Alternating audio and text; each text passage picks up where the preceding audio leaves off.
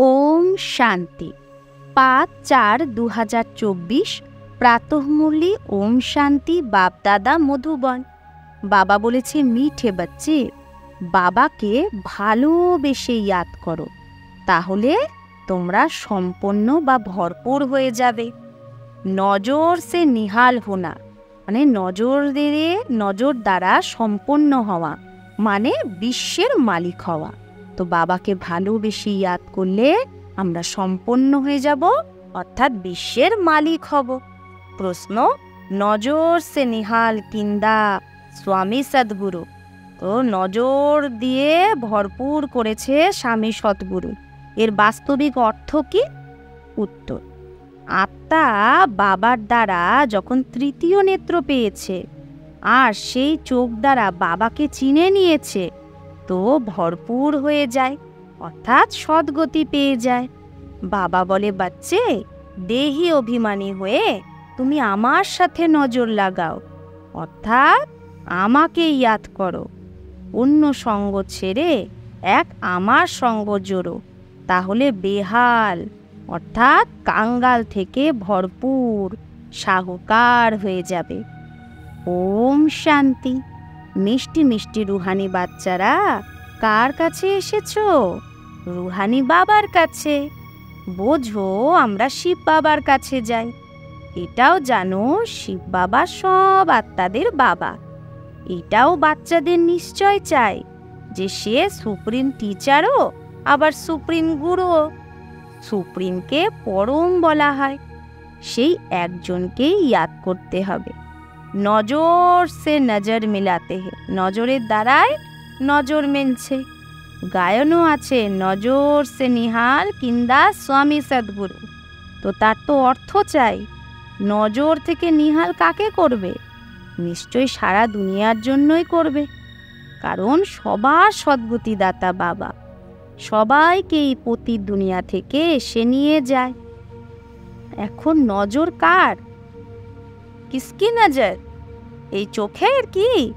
না, এটা হচ্ছে জ্ঞানের তৃতীয় নেত্র তোমরা পেয়েছো, যার দ্বারা আত্মা জানে যে আমাদের সব আত্মাদের বাবা।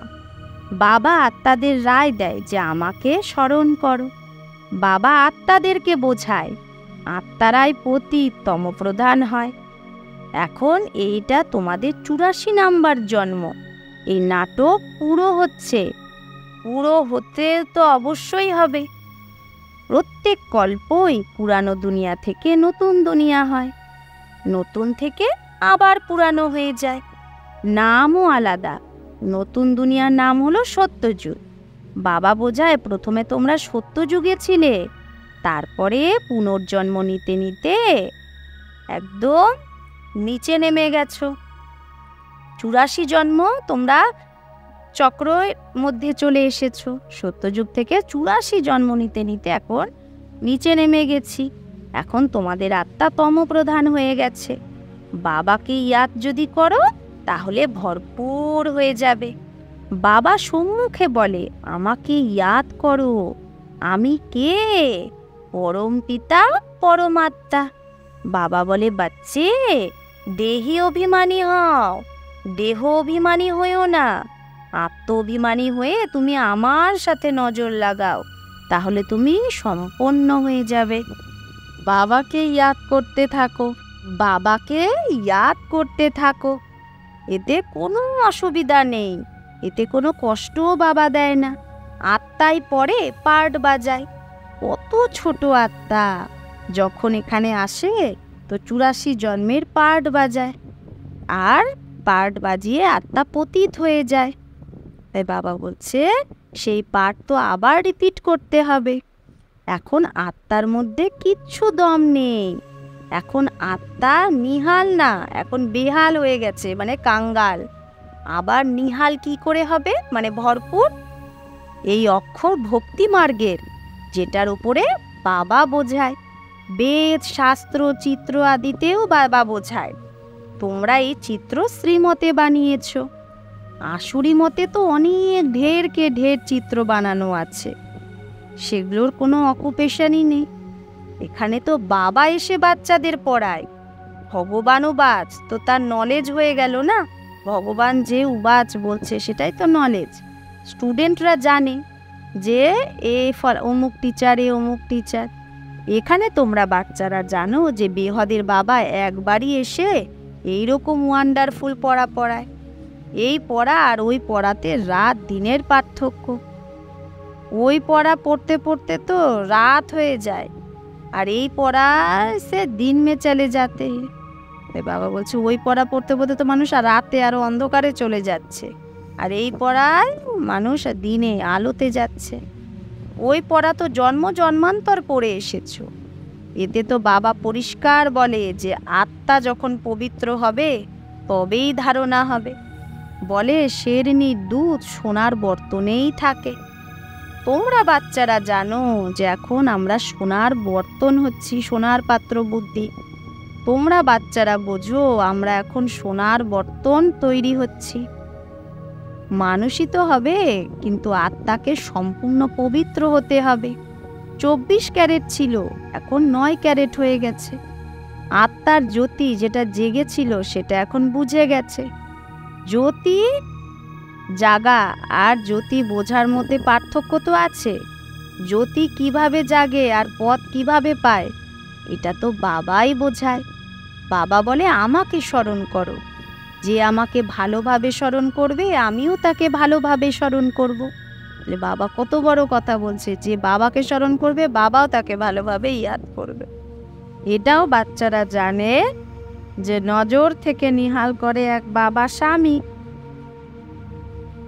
তো বাবা বলছে আমাকে ইয়াদ করো বাচ্চে।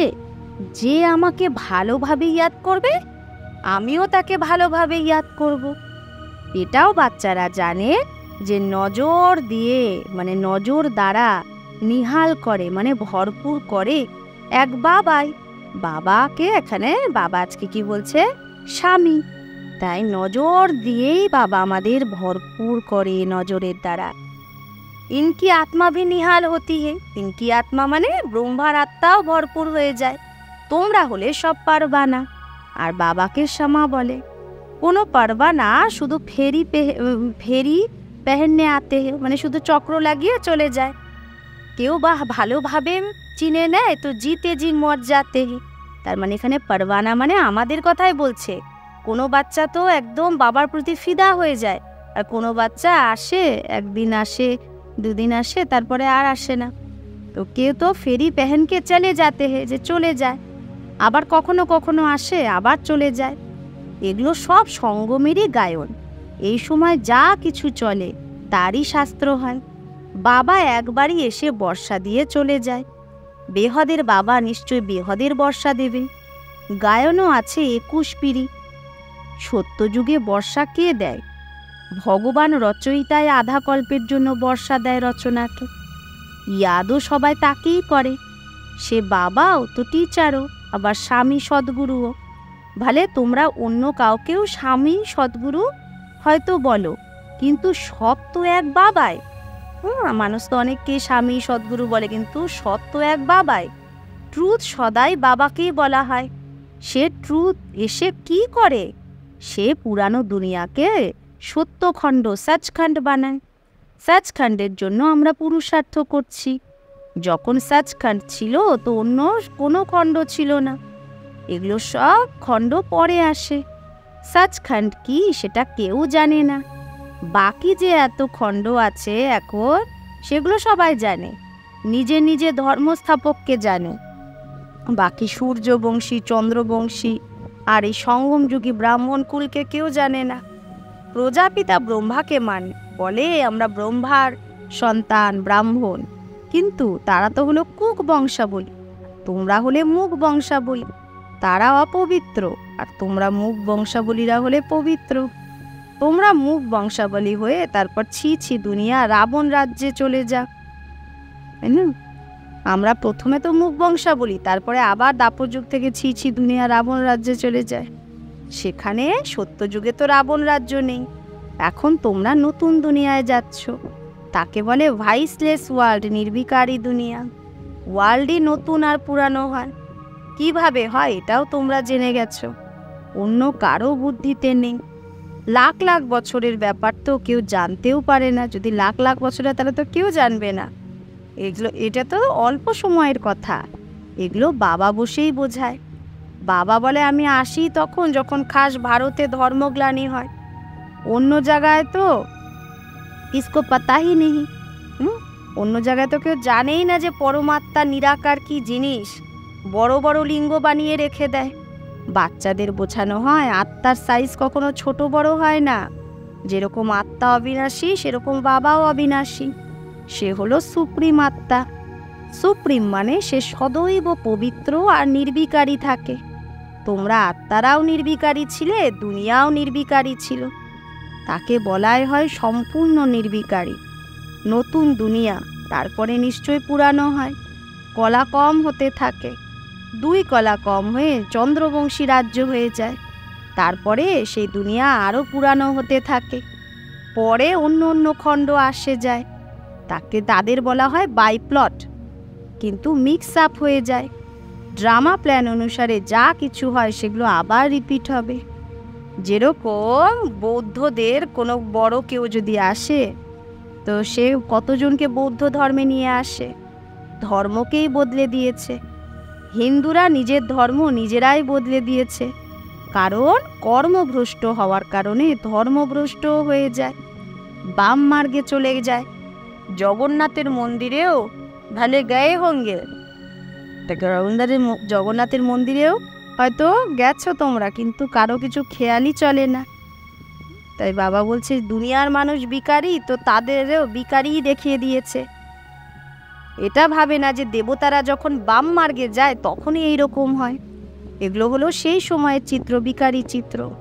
দেবতা নাম তো খুব ভালো, তো হিন্দু তো হিন্দুস্তানের নাম, তাহলে নিজেকে হিন্দু বলে দেয়, তাও কত ভুল। তাই বাবা বলে যদা যদা হি ধর্মস্য, বাবা ভারতেই আসে, এরকম বলবে না আমি হিন্দুস্তানে আসি। এটা হলো ভারত, হিন্দুস্তান বা হিন্দু ধর্ম নেই। মুসলমানরা হিন্দুস্তান নাম রেখেছে, এটাও ড্রামায় সেট আছে, ভালোভাবে বুঝতে হবে। এটাও নলেজ। পুনর্জন্ম নিতে নিতে বাম মার্গে আস্তে আস্তে ভ্রষ্টাচারী হয়ে গেছে। তারপরে তাদের কাছে গিয়ে বলে, দেবতাদের সামনে গিয়ে, তুমি সম্পূর্ণ নির্বিকারী, আমি বিকারী পাপী। আর কোনো খণ্ডের মানুষ এরকম বলে না আমরা নিজ বা আমাদের মধ্যে কোনো গুণ নেই, এগুলো ভারতবাসীরাই বলে। এরকম বলে কখনো শুনেছ? শিখরাও গ্রন্থের সামনে বসে, কিন্তু এরকম কখনো বলে না যে নানক তুমি নির্বিকারী আর আমি বিকারী। নানকপন্থীরা কঙ্গন লাগায়, তো সেটা হলো নির্বিকারীপনের নিশানি।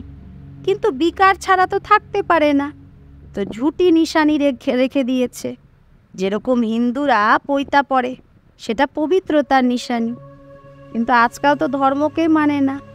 এই সময় ভক্তি মার্গ চলছে, একে বলা হয় ভক্তি কাল্ট। জ্ঞান কাল্ট হয় সত্যযুগে। সত্যযুগে দেবতারা সম্পূর্ণ নির্বিকারী থাকে।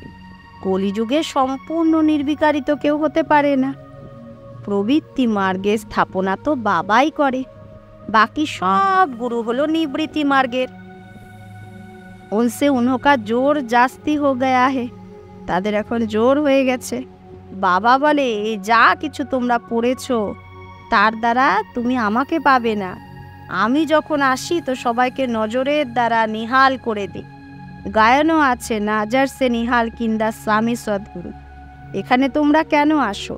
নিহাল হতে, ভরপুর হতে, বিশ্বের মালিক হতে। বাবাকে ইয়াদ করো তো নিহাল হয়ে যাবে। এরকম কেউ কখনো বলবে না যে এইরকম করলে তোমরা এরকম হয়ে যাবে। বাবাই বলে তোমাদের এইরকম হতে হবে। এই লক্ষ্মী নারায়ণ কি করে হলো কেউ জানে না। তোমাদের বাচ্চাদের বাবা সব কিছু বলে। এরাই 84 জন্ম নিয়ে পতিত হয়, আবার তাদেরই বাবা এই লক্ষ্মীনারায়ণ আবার বানাচ্ছে, আমাদেরই তো বানাচ্ছে। বাবা নিজের পরিচয় দেয় তো নজর দ্বারা নিহালও করে। এটা কার জন্য বলে? এক সদ্গুরুর জন্যই, যে সে নজর সে নিহাল করতে হে। গুরু তো ঢের আছে, আর মাতারা অবলারা তো ভোলি। তোমরা সবাইও তো ভোলানাথেরই বাচ্চা। শঙ্করের জন্য বলে তার চোখ খুললে বিনাশ হয়ে যায়। তো এটাও তো তাহলে পাপ হয়ে গেল। বাবা কখনো এরকম কাজের জন্য ডাইরেকশন দেয় না। বিনাশ তো অন্য জিনিসের দ্বারা হবে না, বাবা এরকম ডাইরেকশন দেয় না। এগুলো তো সব সায়েন্স বেরোয়, ভাবে আমরা নিজের কুলেরই নিজেই বিনাশ করছি। ও ভি বাঁধে হয়ে হে, ওরাও ড্রামায় সেট আছে, ছোড় নেই सकते, ছাড়তে পারে না। তো নাম কত হয়, তাই না, চাঁদে যায়, কিন্তু লাভ কিছুই নেই। মিঠে মিঠে বাচ্চে, তোমরা বাবার সাথে নজর লাগাও, অথবা এ আত্মা নিজের বাবাকে ইয়াদ করো, তো ভরপুর হয়ে যাবে। বাবা বলে যে আমাকে স্মরণ করে, আমার জন্য সার্ভিস করে, আমিও তাকে ইয়াদ করি, তো সে শক্তি পায়, বল পায়। তোমরা সবাই এখানে বসে আছো, যে ভরপুর হয়ে যাবে সেই রাজা হবে। গায়নও আছে, অন্য সব সঙ্গ ছেড়ে এক সঙ্গ জোড়ো, এক নিরাকার, আত্মাও নিরাকার। বাবা বলে আমাকে ইয়াদ করো। তুমি নিজেই বলেছো হে পতিত পাবন। এটা কাকে বলেছ? ব্রহ্মাকে, বিষ্ণুকে, শঙ্করকে? না, পতিত পাবন তো একজন, সে সদৈব পাবন, তাকে বলা হয় সর্বশক্তিমান। বাবাই সৃষ্টির আদি মধ্য অন্তের নলেজ শোনায়, আর সব শাস্ত্রকে জানে। ওই সন্ন্যাসীরা তো শাস্ত্র আদি পড়ে টাইটেল নেয়, বাবা তো পহলে হি টাইটেল মিলা হুয়া হে, কিন্তু বাবা তো প্রথমেই টাইটেল পেয়েছে। বাবা তো সর্বশক্তিমান, পতিত পাবন, তো বাবাকে পড়ে থোড়েই টাইটেল নিতে হবে? নিশ্চয়ই না, ওরা তো সন্ন্যাসীরা নেয়। अच्छा, मीठे मीठे सिकिलधे बच्चों प्रति माता पिता बाप दादा का याद प्यार और गुड मॉर्निंग। रूहानी बाप की रूहानी बच्चों को नमस्ते। हम रूहानी बच्चों की रूहानी माता पिता बाप दादा को याद प्यार, गुड मॉर्निंग और नमस्ते नमस्ते नमस्ते। शुक्रिया बाबा, आपको लाख लाख शुक्रिया। धारणार जन्य मुख्य सार एक, क्षमार ऊपर जीते जी जे मरबे सेई परवाना होते हबे। एमन परवाना होते हबे जे बाबार ऊपर जीतेছি বলিহার হয়ে যাবে।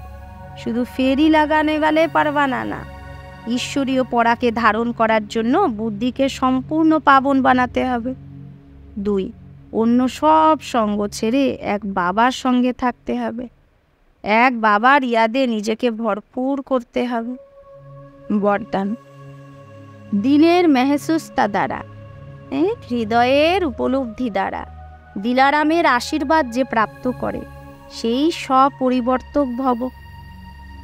বাবা বলছে স্বপরিবর্তক সেই যে দিলের মেহসুসতা দ্বারা দিলারামের আশীর্বাদ প্রাপ্ত করে। নিজেকে পরিবর্তন করার জন্য দুটো কথার উপলব্ধি সত্যিকারের দিল থেকে করতে হবে। এক, নিজের কমজোরির উপলব্ধি করতে হবে।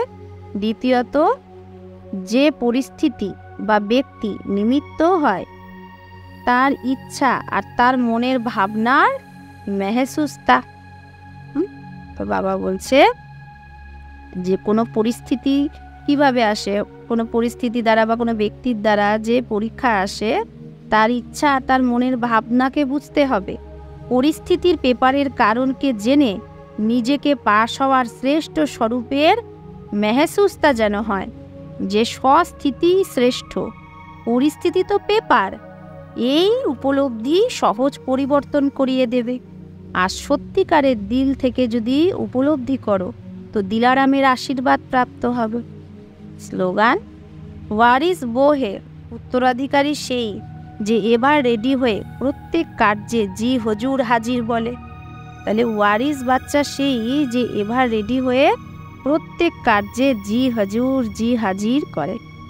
প্রত্যেক কার্যে কি করবে? হাজুর হাজির পড়বে। ওয়ারিস সেই যে সদা এবার রেডি থাকবে আর প্রত্যেক কাজে হাজির পাঠ বাজাবে।